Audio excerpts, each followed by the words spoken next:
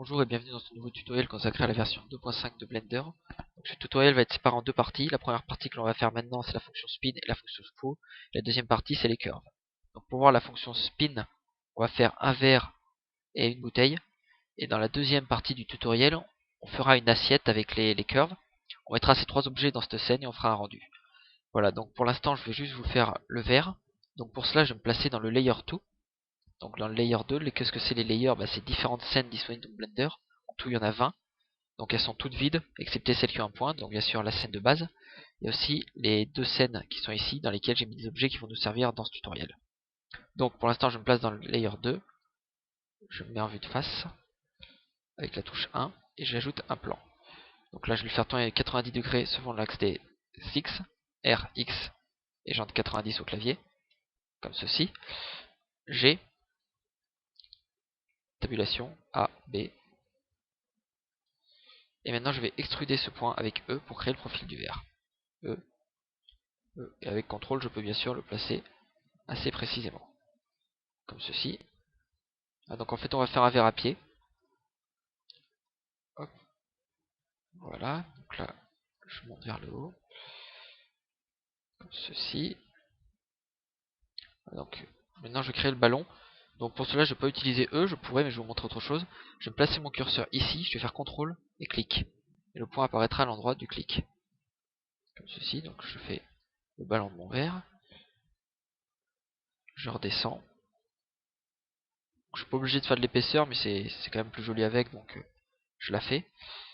Comme ceci et comme ceci. Voilà, donc pour l'instant, le profil n'est pas très régulier, on s'en occupera tout à l'heure. Là, ce qui compte, c'est qu'on va devoir aligner ces deux points-là. Pourquoi? Parce que le principe de cet objet, c'est qu'on va faire une révolution de 360 degrés autour d'un axe. Donc ici, ça va être l'axe Z, bien évidemment. Et pour faire cette révolution, on a besoin, bien sûr, d'un axe, mais aussi d'un centre de révolution. Et le centre de la révolution, ici, c'est le curseur 3D. Donc, pour faire quelque chose de propre, il faut que l'axe du verre, dans le verre va tourner autour, en fait, soit parfaitement aligné avec l'axe Z. Donc je vais sélectionner ce point ici, et je vais regarder ses coordonnées. Donc elles sont à 0, 0, 0 bien sûr. Donc il faut que ce point là ait 0 en X. Comme ceci. Voilà, donc ils sont parfaitement alignés maintenant.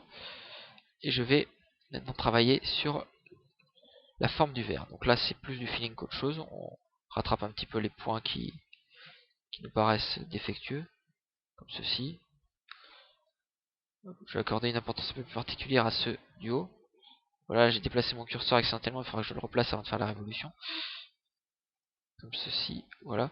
Donc cela, on va regarder 9.6, on va mettre. Et on va mettre 9.6 pour celui-là aussi. Voilà, comme ça on est sûr qu'ils sont parfaitement alignés. Hop, le curseur, on va le bouger puisqu'il nous gêne. Là. Là, le profil m'a pas l'air trop vilain. C'est un petit peu là, comme ceci, voilà. Voilà, donc là c'est pas mal. Donc je vais replacer le curseur à l'origine. Et maintenant, avant de faire la révolution, je vais placer l'axe de révolution, donc ici Z, perpendiculairement à mon écran. Donc je vais appuyer sur 7, je vais sélectionner tous les points, et je vais appuyer sur Spin. Donc là j'ai 90 degrés. Donc si je fais 270 degrés, j'aurai 3 quarts de verre. Moi j'en veux un verre complet, 360 degrés. Là on a 9 étapes, on peut les augmenter. Moi je vais en mettre 20, comme ceci. Voilà, donc maintenant on a notre verre. Donc chose très importante à faire dès qu'on fait un spin, ou un screw d'ailleurs, on sélectionne tous les points, et on appuie sur Remove Double. Voilà, donc Remove Double, 69 vertices. Donc ça a permis de supprimer en fait 69 points. Des doublons qui en fait s'étaient créés lors du spin. Car quand le spin a terminé son tour, il a créé des points par-dessus les autres. Donc là il y en avait 69, il les a supprimés. Donc maintenant je vais passer en Object Mode, et je vais appuyer sur Smooth pour lisser mon objet. Donc là ça l'a lissé, mais on s'aperçoit qu'il y a plein de vilaines lignes, des stries, c'est pas très beau. Donc je vais repasser en Edit Mode, et je vais recalculer les normales. En cliquant ici, Recalculate, pardon, Normals. Je clique, je repasse en Object Mode et toutes les stries ont disparu. Voilà, donc là on obtient un objet à peu près lissé, mais il a un aspect un petit peu bosselé, pas très joli à voir. Donc pour enlever cet aspect bosselé, on va ajouter un modifier. Pour que vous voyez bien l'effet de ce modifier, je vais d'abord enlever le smooth en cliquant sur Flat.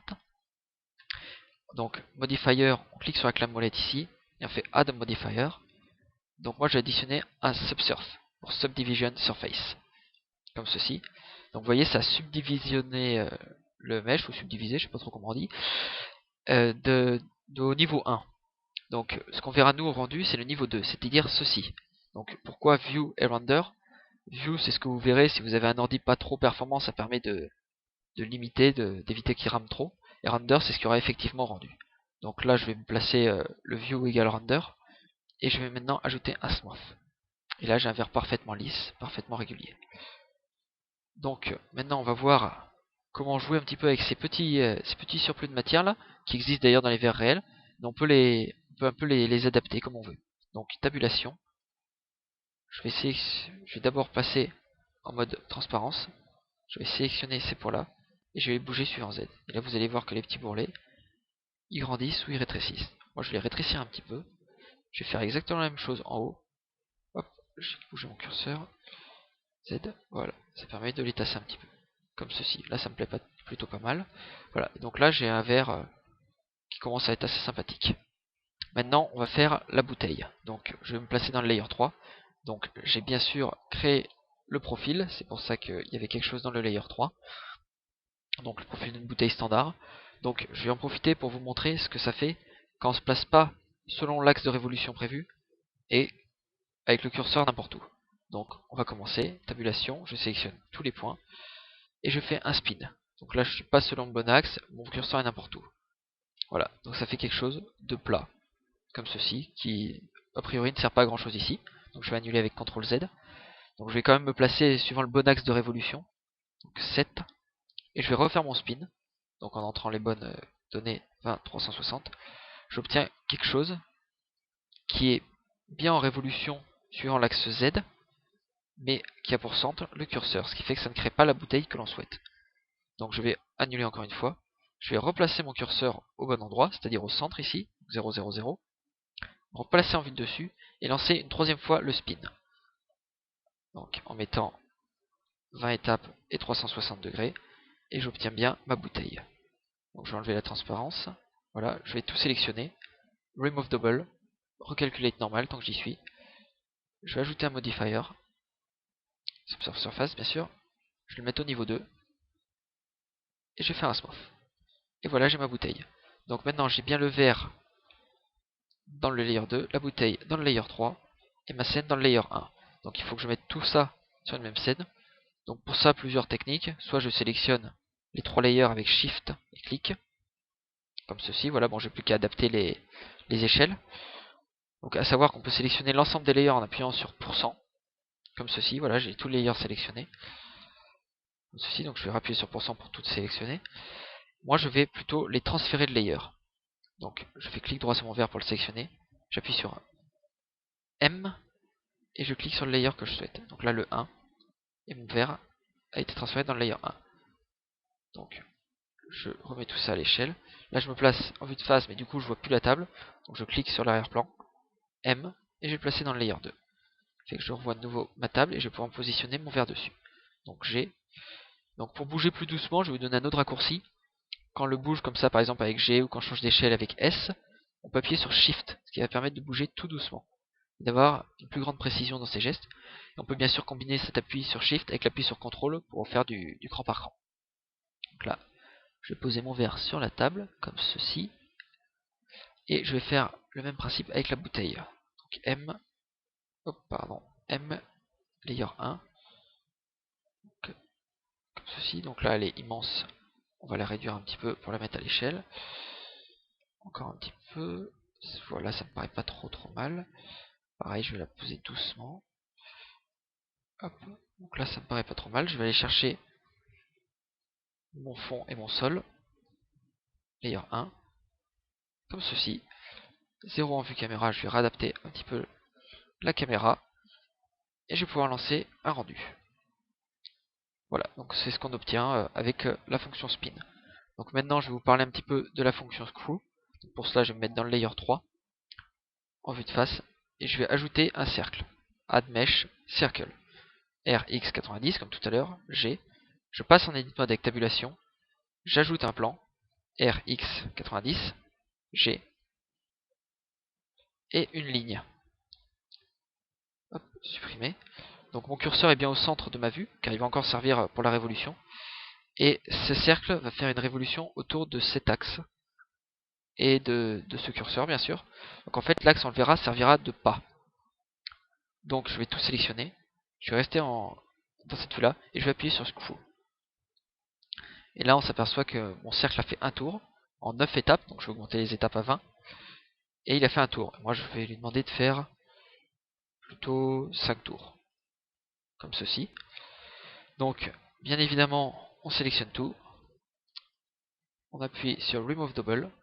162 vertices ici. Donc ça ne sert pas à rien. Et bien sûr, Recalculate, parce qu'on a le même problème. Voilà, donc là j'ai créé une sorte de ressort comprimé. Donc à savoir que cette ligne-là, elle s'apparaîtra pas au rendu, mais on peut quand même la supprimer très facilement. Donc je vous montrerai comment tout à l'heure. Donc là je vais annuler, avec CTRL Z, pour obtenir ma scène de départ. Et je vais augmenter le pas, comme ceci, parce qu'on a vu que le ressort était comprimé. Donc je vais le mettre ici. Je vais tout resélectionner, et je vais rappuyer sur Screw. Je vais remettre 20, 5. Et là j'ai un ressort qui n'est pas comprimé du tout. Donc pareil, je resélectionne tout, Remove Double, Recalculate. Voilà, donc là j'ai un ressort. Donc pour supprimer le trait, c'est très facile. J'enlève la transparence, je mets de la transparence plutôt. B. Hop, et je supprime ma ligne. Comme ceci, voilà. Donc tabulation, je vais additionner un subsurf et un smooth. Voilà, donc là j'obtiens un ressort. Donc bien sûr j'ai pris un profil circulaire pour le faire tourner. Je peux bien sûr prendre n'importe quel profil, un carré, un U, un X, ce que je veux. C'est libre cours à l'imagination et au besoin pour de la modélisation. Donc je vais vous montrer encore une petite chose avec Screw. Donc je vais passer dans le Layer 5. J'ai préparé un objet comme ceci. Donc en fait c'est un plan que j'ai fait tourner, j'ai enlevé un point et j'ai réduit le point ici. Et donc je vais me placer en Edit Mode, je vais tout sélectionner et je vais appuyer sur Screw. Donc mon curseur 3D est bien placé au centre. Screw. Et là, je vais me mettre par exemple 15 steps. En augmentant le nombre de turns, je vais au fur et à mesure réduire de diamètre. Donc voilà, c'est bon à savoir. Ça, je ne sais pas si ça peut vous être utile à vous. Bon, ça peut permettre de faire certains effets. Par exemple, là, ça fait un petit peu un sapin. Si je mets un smooth, ça peut faire un peu glace, etc. Donc c'est un effet assez intéressant. Donc voilà, ce tutoriel est terminé. J'espère qu'il vous a plu. La prochaine fois, on va s'intéresser aux curves et tout ce qu'on peut faire avec. Voilà.